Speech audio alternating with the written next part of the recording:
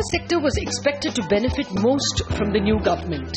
After all, the Prime Minister had delivered 24/7 power in his home state of Gujarat. The government started in right earnest. Coal blocks were auctioned with alacrity. Fuel supply agreements between Coal India and power companies had begun even in the earlier regime. The new government further promised to double coal output in 5 years.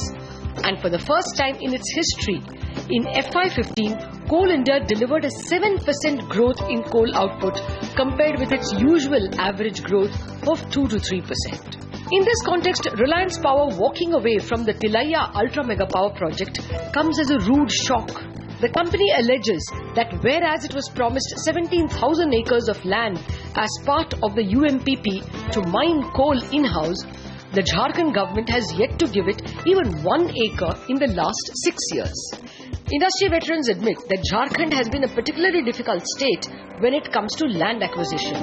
But they claim that at the moment, the abandoning of one mega power plant is hardly the sector's biggest headache.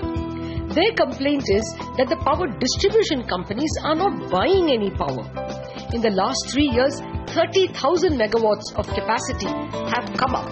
But state government-owned power distribution companies have contracted barely 8,500 megawatts of power. And this is only for thermal plants. Gas-based power plants remain idle, fueled only by promises. The Secretaries of Power, Financial Services and the Coal Ministries met bankers last week to understand why banks aren't lending to power companies. The Power Secretary said an amendment to the Electricity Act is underway to ensure that wealthy consumers can buy directly from power generators, bypassing the DISCOMs. This direct access was promised in the Electricity Act 2003. What is the guarantee it is going to be implemented now when it has been in the limbo for 12 years? In fact, is the power sector any better off?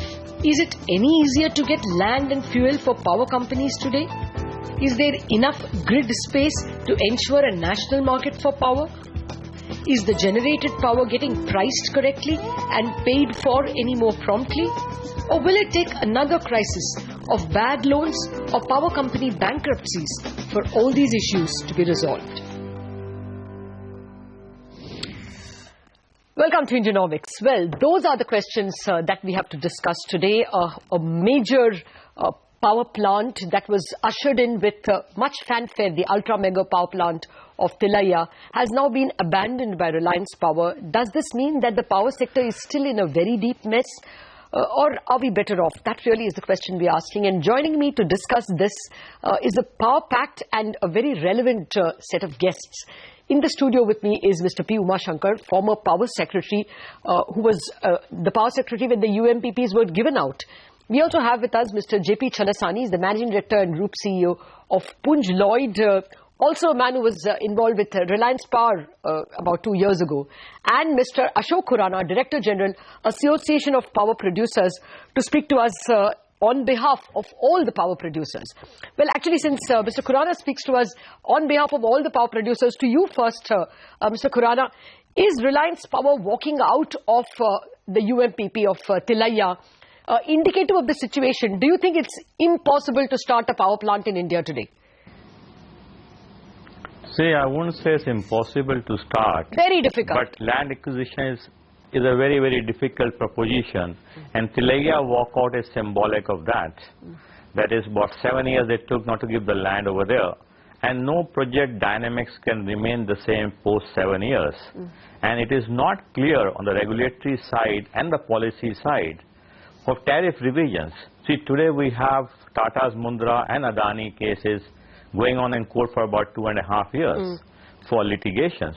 For simple reason that it is not clear whether regulatory authorities can intervene if the need arises. And by the way, new act also fails to make any provision for that. You possibly can't have a contractual arrangement running for 25, 30 years in stone cast with no changes in future. Okay. Therefore, we want government to make these agreements dynamic and have a body where even the procurer or a generator can approach in time of difficulty and seek redressal. So, okay, I get your point. You're saying that land acquisition is a problem, but more importantly, the terms of contracting in terms of charging for the power, the PPA and the fuel supply are still not sorted out. Mr. Chalasani, just your word as well. Is this Reliance power plant typical of most power plants? Is land acquisition an issue everywhere? Today, if you have the option, will you start a power plant? Yes and no. Depends on what are the terms and conditions. Obviously, the power sector is one which I love, and I would any day would love to set up power plants on this.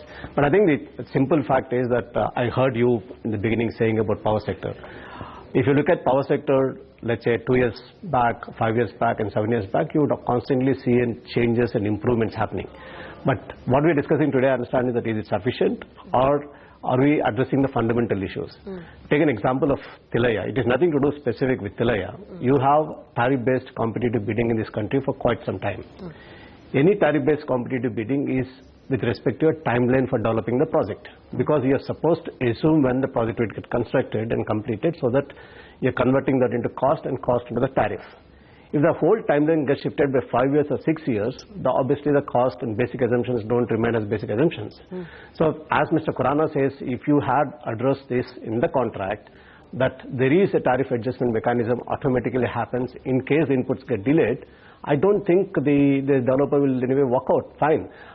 There could be delays in the land acquisition, but this is a good project. Anybody would stay and then would try to develop a project, provided the impact on the project because of this delay is automatically taken care of, rather than going to regulatory mechanism, uncertainties, whether they will change or they will not change.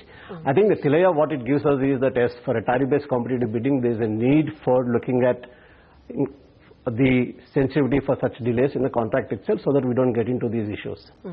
On the issue of the land acquisition, we have seen positives and negatives. We developed Mundra and Sasan, 2 ultra mega power projects. I think they went fine. There were some hiccups. I don't say they were not hiccups. But land acquisition was not a hiccup. Time and the land was not a hiccup, because I think the land acquisition, let's also understand that is the political willpower and the bureaucratic willpower in the state in which the project is being set up. In both in Gujarat and Madhya Pradesh, where Mundra and Sasan have come up, I think the host state realized the impact of these projects coming in. For example, Sasan, 1600 megawatt going to MP would completely change their economics there. So they understood that the both political and bureaucratic level got in right from the day one, and we never had an opportunity to go back to the government of India saying that, please expedite the land acquisition. But whereas in Jharkhand, till recently, till about a year back, so we didn't have that political leadership there. Things didn't move there. They really didn't understand the impact of this project, what it can bring into the state of Jharkhand. If this project comes up, the entire Jharkhand's economy could get impacted on a positive side significantly. I think it's ultimately many issues in the power sector come back to socio-political issues. Oh yes. Talking about distribution everywhere. I think that's the issue where we in the power sector, we always think that we moved ahead. So yes, we do move ahead 3 steps, but then without our knowledge we come back 2.5 steps. So we just remain half a step ahead. Okay.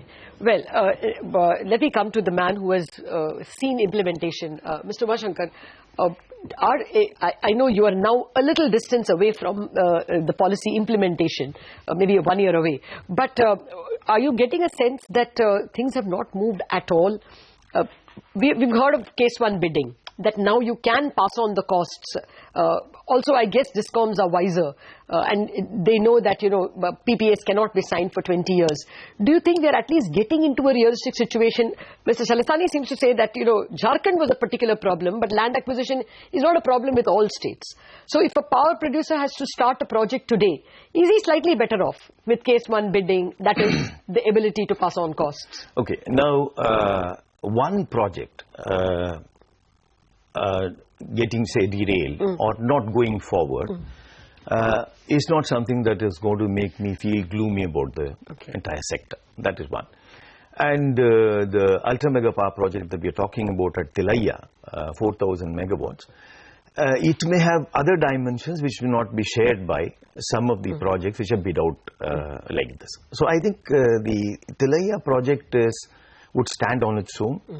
It is not atypical of what happens in the sector. whether it is because of land acquisition or anything else. No, taken that. Okay. Now, we have only heard the developer, the company. We have not heard Jharkhand. So, what were their difficulties, what happened, all that. I suppose once that picture also comes, we would have a much clearer understanding of what really happened. Now let's proceed. Let us that assume, is one. yeah. The second thing is that today, like you mentioned in the beginning, I heard you saying all this, we have a fair amount of capacity which is available. We have 250 gigawatts of capacity available. So, how much of this capacity is being bought and paid for has become the crucial question. For instance, if you look at ultra mega power projects some years ago, when capacity addition was a challenge in this country, then you looked at very large projects, 4,000 megawatts, we looked at 16 such projects and so on. Now in the last 5 years, we have done something like 100,000 megawatts. Yes. It's huge capacity addition. Out of this 100,000 megawatts of capacity added, how much did UMPPs account for? 8,000, 8%. So UMPPs today, I would think, or even an attempt by Government of India to spearhead generation is not really called for. I think times have changed.